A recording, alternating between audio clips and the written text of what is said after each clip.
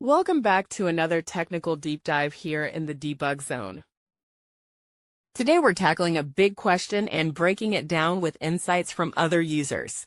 Hopefully this clears up some misconceptions and helps you get the answer you need. So buckle up, stay a little curious, and let's jump right in.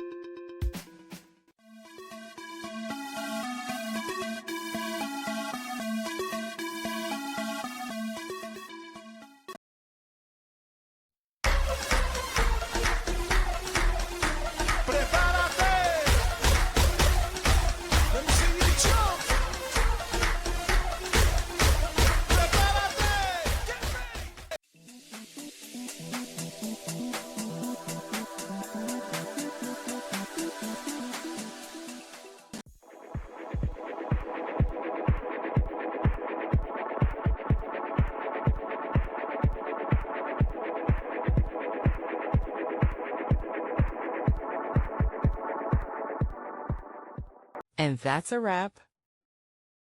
I hope you found the answer you were looking for. If you did, take a second to hit that subscribe button. It really helps out.